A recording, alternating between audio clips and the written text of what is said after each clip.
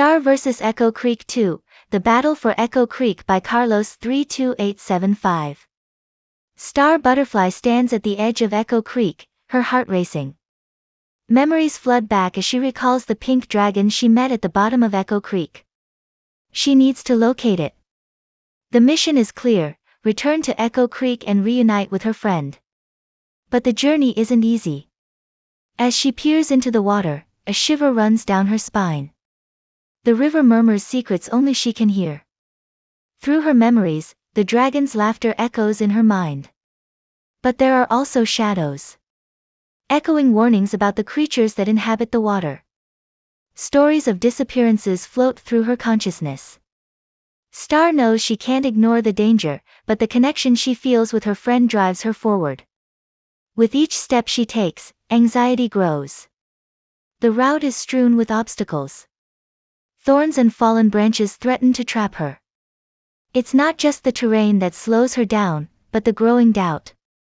What will happen if the dragon is no longer there? What will she do if she's faced with a truth she can't accept? Her friend's voice calls her, but her doubts grow stronger. Suddenly, a noise makes her stop. A whisper in the wind. Is it the dragon? No. It's something else. A pair of glowing eyes watches her from the darkness. Star's heart pounds. In an instant, her mind goes from hope to tension. She realizes the river creatures aren't just myths. They're real, and they're close. Her instinct screams at her not to go any further, but she can't turn back. As she ventures deeper, the atmosphere becomes heavy. Every shadow seems to move. Every sound seems to call to her. Star feels she's losing control, but the image of her friend keeps her grounded. She must be brave. She must face the unknown. In that moment, she remembers an important lesson: true strength isn't always physical. Sometimes, it's about having the courage to keep going, even when fear is overwhelming. With determination, Star Butterfly dives into the shimmering waters of the river. As she sinks, she uses her magic wand to create a pink air bubble and enter it. This bubble gives her the freedom to explore the underwater world. Colorful fish flutter around you, and ancient ruins rise in the distance. But danger lurks in the shadows. While cruising through the ocean, Star spots a fish that seems a little out of place. It has a worried expression on its face, as if it knows something she doesn't. "Are you okay, buddy?" she asks. The fish, surprised by the kindness, replies, "I'm not okay. There's an octopus who thinks he's king of the ocean and is stealing all the treasures. He even took my favorite seaweed." Star can't help but laugh. Favorite seaweed? Really? You should make a smoothie with it. Determined to help, Star follows the fish. But she soon realizes the path is filled with strange creatures. A pufferfish approaches, dramatically inflating itself. "Stop right there. Who dares to cross my territory?" it asks in a tone of voice that could make anyone shiver. Star, without losing her composure, replies, "I'm Star Butterfly. I'm just passing through, but if you want, I can teach you some magic tricks." The pufferfish instantly deflates, intrigued. "Magic? I'm listening." As Star acts as an impromptu illusionist, the pufferfish laughs uproariously. But the fun is interrupted by a sound echoing through the water. A huge tentacle appears, and the octopus, an exaggerated-looking character wearing a ridiculous little crown, emerges from the shadows. "Who dares challenge your majesty?" he says with a dramatic air. Star can't contain a smile. "Your majesty? You look more like a circus performer with that crown. Would you like to join a magic show?" The octopus, confused, hesitates for a moment. But the idea of a show intrigues him. A show, you say? Perhaps I can consider giving up stealing treasure if you offer me a starring role." Star sees her opportunity. "Perfect. But first, you must return what you've stolen." The octopus, with a theatrical sigh, agrees. "Okay, but only if you let me do a trick too." With a twinkle in its eye, the octopus begins juggling shells and snails. The ocean creatures gather, laughing and clapping. Star realizes that the real treasure isn't the stolen items, but the shared joy. So, as laughter echoes through the water, Star finds herself surrounded by new friends. And amidst the fun, the danger dissipates, though perhaps not for long. After all, the ocean is full of surprises. The sea monster roared, its voice echoing like thunder in the vast octopus showroom. The audience gasped, their popcorn flying through the air as their eyes focused on the creature. Star, trapped in her pink magic air bubble, felt a chill run down her spine. It wasn't just a monster, it was a being of pure fury. However, instead of being frightened, a spark of mischief ignited within her. Oh, great! It's not a normal day without a sea monster trying to destroy me, she thought, trying to contain his laughter. Adrenaline coursing through her veins, Star steeled herself. She knew she couldn't let the monster intimidate her. She put a hand to her forehead, as if thinking of a brilliant plan. What if I make him laugh? Maybe that'll distract him, she told herself. Suddenly, she began mimicking the way the monster roared, making exaggerated gestures and ridiculous sounds. Roar! I'm a monster. Look at my shiny scales. The room erupted with laughter, and even the monsters stopped roaring, confused. The monster, who had come seeking revenge, was paralyzed with shock. What is this? A joke? His fury turned to confusion. Star seized the moment. With a wink, she cast a light spell, creating a rainbow of bubbles around the monster. Look! A bubble party. Just for you. The creature, caught in its own fury, didn't know how to react. For a moment, he forgot his desire for revenge and began to laugh, a deep, rumbling sound that echoed throughout the room. But the monster didn't forget. His promise of revenge still burned inside her. I'll find you, Star Butterfly. Until the end of time, he roared, though now he said it through laughter. The crowd was relieved, but Star shuddered. That doesn't sound so fun, she thought. Maybe we should let him go before he changes his mind. The monster continued laughing, however, as Star approached the exit, trying to remain calm. Leaving the stage, Star decides to return to the river. As she dives into her pink bubble of magical air, she feels a tingle of anticipation. With each gentle current, the river seems to whisper secrets. Clues about the dragon call to her, and excitement mingles with dread. The bubble floats gently, but the challenge is just beginning. As she moves forward, she encounters a group of mystical creatures. They are small fairies, twinkling like stars. They watch her curiously. Are you looking for the dragon? One of them asks, her voice like a soft melody. Star nods, feeling the weight of her mission. The fairies tell her about an ancient guardian of the river, a golden fish that holds the key to the dragon parade. However, the fish is trapped in a dangerous current that few would dare to cross. Star feels a knot in her stomach. The current is turbulent, full of twists and turns. But she knows she has to try. Determined, she heads toward the dangerous zone. Every movement of her bubble makes her heart race. In the distance, she sees the shadow of the goldfish. Its brilliance is captivating, but the current is even more so. Star takes a deep breath, knowing her courage will be tested. Like a bolt of lightning, the current catches her. The bubble wobbles, and Star feels herself losing control. A strangled cry escapes her lips. But in that instant, she remembers the words of the fairies. Trust yourself. With a clever twist, she uses her wits. She manipulates the bubble, creating a whirlpool that propels her forward. Adrenaline pushes her. Every second counts. Finally, she reaches the goldfish. It glows with a warm light. Why did you come? The fish asks, its voice soft but firm. Star explains her quest. Listening to his story, the fish's eyes widen with concern. The dragon is in danger. You must act quickly. With a flick of its tail, the fish hands him a golden scale. This will guide you. However, a dark shadow appears on the riverbed.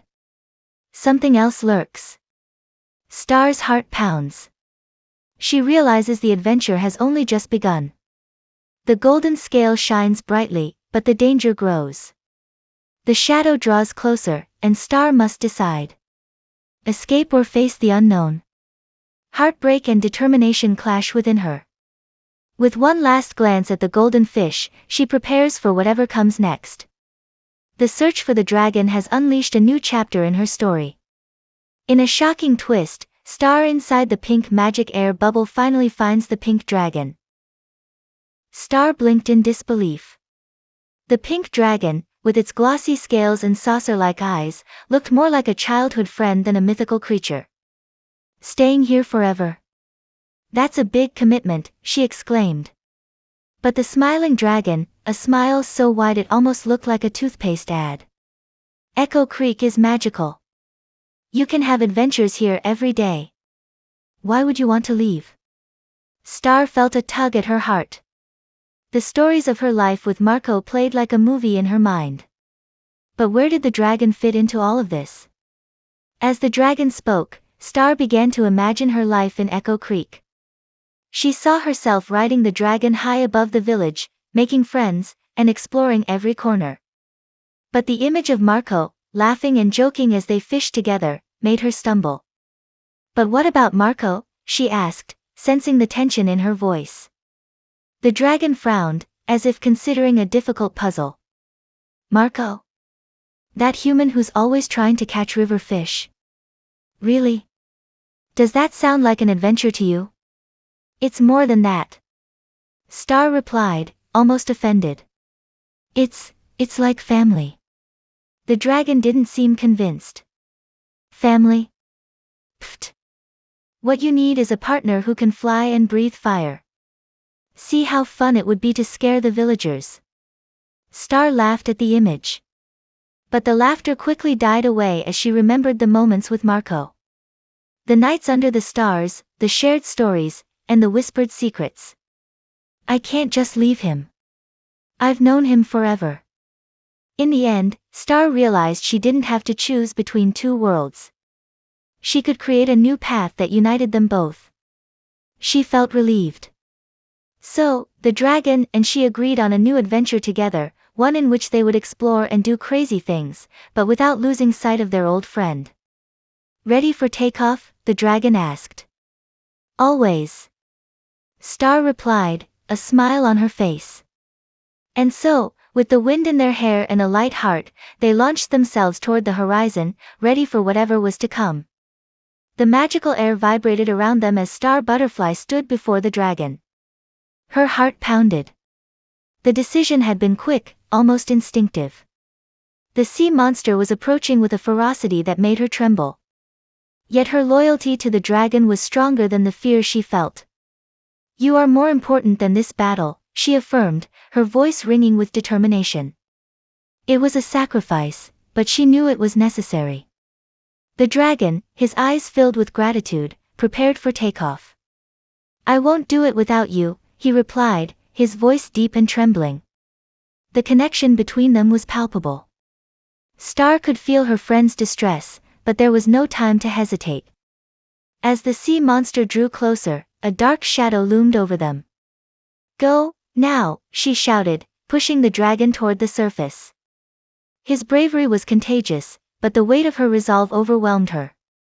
With one last glance, the dragon launched itself into the air, leaving a princess alone in the bubble.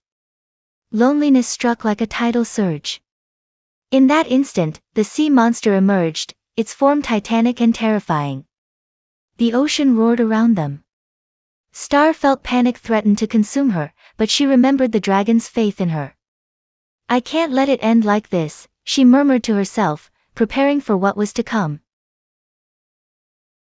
The beast approached, its gaze fierce as lightning. Star expanded her hand, summoning the magic she had learned. Yet anguish mingled with doubt. What if I'm not strong enough, she thought. But remembering the dragon's sacrifice, the doubt turned to resolve. With a scream that echoed through the depths, she released a burst of magical energy. The pink bubble glowed brightly, challenging the monster's darkness. The sea roared, as if alive, as the confrontation raged. Star felt connected to every drop of water, every current. The beast, surprised by the young woman's resilience, hesitated for a moment. It was a breakthrough, an opportunity. "This is for my friend," she cried, intensifying her magic. The bubble began to expand, creating a glowing shield between her and the monster. With the underwater monster approaching, Star Butterfly, inside her pink bubble of magic air, makes a decision. Her heart beats hard. The pressure builds. From her bubble, she watches as the monster emerges, its eyes blazing with malevolence. The water churns around her, and fear threatens to invade her mind. But Star knows she cannot give up. The magic within her stirs, eager to be released. She fights back using her magic and determination. With a quick flick of her wand, she conjures a torrent of brilliant light. The magic intertwines with her will, creating a shimmering shield. The monster roars, but its sound is drowned in the burst of energy. Star feels the connection to its power. It is a deep, almost visceral bond. Every pulse of her heart syncs with the magic pouring from her wand. She is fighting not only for her life, but for everything she holds dear. The battle is fierce. The monster launches tentacles, trying to tear down her bubble. Star moves nimbly, dodging each attack. But there comes a moment, a critical instant, when she feels she's losing the battle. The bubble shakes, and fear settles in her chest.